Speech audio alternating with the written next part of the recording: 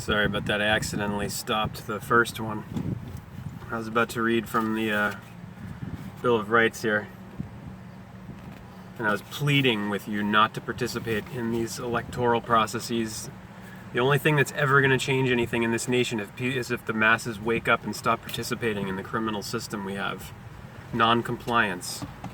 We have an anti-constitutional national security state that is in flagrant violation of these documents, flagrant violation of the Bill of Rights. Let's until the message is sent to these criminals, until we take these criminals down at the top, nothing's going to change. We're going to go extinct because of this. They have a people farming operation. They're harvesting you for your energy. They're telling you that you're free when you're a total slave to money. We're all enslaved by finance. Every single one of us. We're not free. You have to pay to live. Life, liberty, and the pursuit of happiness are birthrights from the Creator, from God. God created you with having the right to live, to life. That includes food, clothing, and shelter. Putting a dollar sign, putting a death sign on these. Let me show you what the dollar sign actually is. The sign. This sine wave is life, yang and yin. You know, you put it all together. You encircle it, and it shows you that. I didn't draw a very good one there, but anyway, it's the Tao. It's the sun and the moon. It's the sine wave, the alternation between day and night. That's what this S is. Number 19. It's letter number 19. Q-R-S-T, Christ. Letter 19, 1 plus 9 is 10, and 1 and 0 is 1. It's the 1. Superman has the S, that's why. It's life. When you put two lines through that sign of life, guess what you're doing? You're killing it. It's a death sign. It's canceling out life. That's what the dollar sign of idolatry is. You put that on food, clothing, and shelter, you're killing it. You're making it a final product, finished, dead. And this is what is on all of our heads now, especially since 1933, the engineered depression of the finance oligarchs forced Roosevelt, who was nothing more than a puppet of those banks, private wealth, ancient fucking European wealth. He declared the nation bankrupt and put all of the people up as collateral. The people of the United States, we the people, was put up as collateral on the net debt to the private Federal Reserve banks, not part of the federal government, but a criminal or cabal of finance oligarchs who monopolized the financial industry through legal means. So you go and you vote and you register with the Regis right now. What you're doing is you're saying, I agree with this, I consent to having to pay to live, putting a death sign on myself and on everybody, and having a planetary plantation, a people farming operation, just like depicted in the Matrix, symbolically, where humans are used as batteries, harvested for their energy by a machine system. That's not coming, that's here.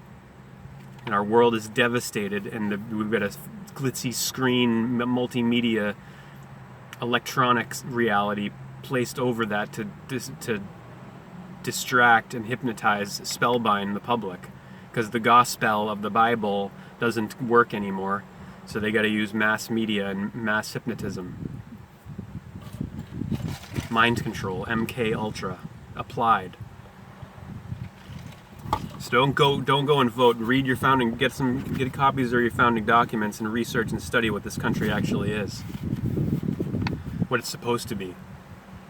And like I said yesterday, we had an anti-Mason party which became the Whigs in the 1820s, early 19th century, beginning of this philosophical republic, not democratic, experiment known as America, as United States of America. Why was there an anti-Masonic party? I'll tell you why.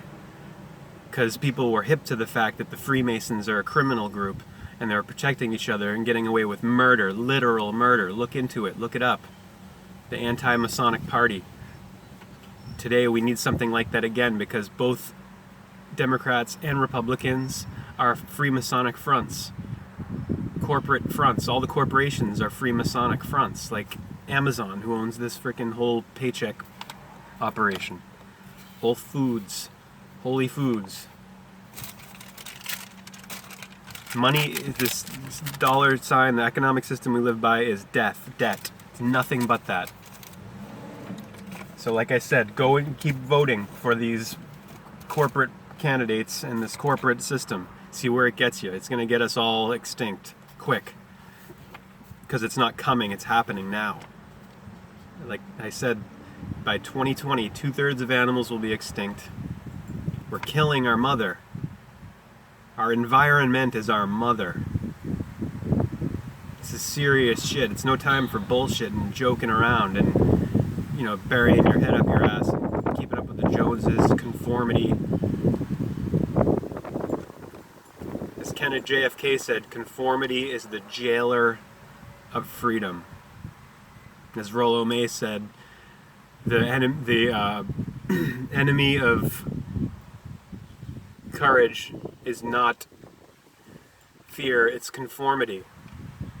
It's being afraid to stand apart, stand as an individual, and speak truth to power and to the system. The herd of humanity, all the bricks of the pyramid supporting those elites, the so-called illuminated at the top, is the problem. Not that illuminated cabal, that less than 1%. Yeah, it's a huge problem, right? Because they're back in this geoengineering operation and the death of the biosphere, protecting their people farming operation until the very last minute. They're sacrificing a whole web of life biosphere for that. That's a problem. But the bigger problem is all the people who are holding them up and not saying no. And dutifully going to report to the polls, following the propaganda telling them to vote. Why do you think there's so much propaganda, like on the Facebook and all these social media corporations? Why do you think they're constantly promoting the voting process? If like it says, if voting changed anything, it would be illegal. It doesn't change anything. It keeps the status quo in power. There's a power, and especially with the federal government, there's a power beyond each administration change, beyond the 4 to 8 year changeovers. There's a power that's always there, above the president, sitting in the Oval Office at 1600 Pennsylvania Avenue. 3. The Bill of Rights. Finally going to read some of this now. On September 12th, 1787, soon after the Committee of Style circulated copies of its draft constitution, George Mason noticed a serious omission. He wished, he said, that, quote, the plan had been prefaced with a Bill of Rights and would second a motion if made for the purpose. It would save a great quiet to the people. It would give great quiet to the people, and with the aid of the state declarations, a bill might be prepared in a few hours. Jerry moved that the convention appoint a committee to prepare a Bill of Rights, and Mason, as promised, seconded the motion. But not one state delegation voted aye. The lack of a Bill of Rights was one reason Mason and Jerry refused to sign the document. Jerry said he wished that the Constitution had been presented, quote, in a more mediating shape, in order to abate the heat and opposition of parties, unquote. As it stood, he feared that the Constitution would provoke fierce opposition, that a civil war would result.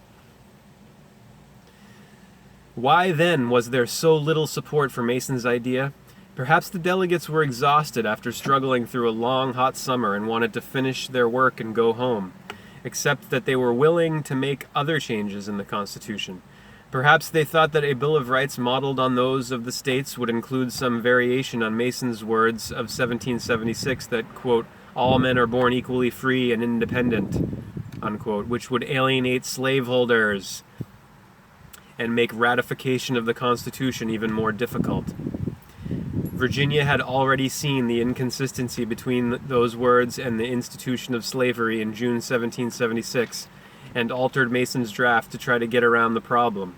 Later, some slaves won their freedom in Massachusetts courts by arguing that the words, quote, all men are born free and independent in the Massachusetts Declaration of Rights was incompatible with slavery. Of course it is. Same today. Like I said before, we're not free. We're slaves to money, to finance, the Federal Reserve, so-called Federal Express. Or perhaps, like Madison, they thought parchment barriers were not worth the ink it took to write them. Declarations of rights had not kept state legislatures from violating the people's rights during the 1780s, he noted. The only effective way to protect freedom, Madison believed, was by building checks on power into the structure of the government, as the new Constitution did. Since the new government was one of limited powers, it did not have powers that weren't mentioned in the Constitution. That meant there was no need to say, for example, that Congress could not interfere with freedom of speech. Since Congress wasn't explicitly given that power, it obviously would not interfere with freedom of speech. Indeed, bills of rights could do more harm than good if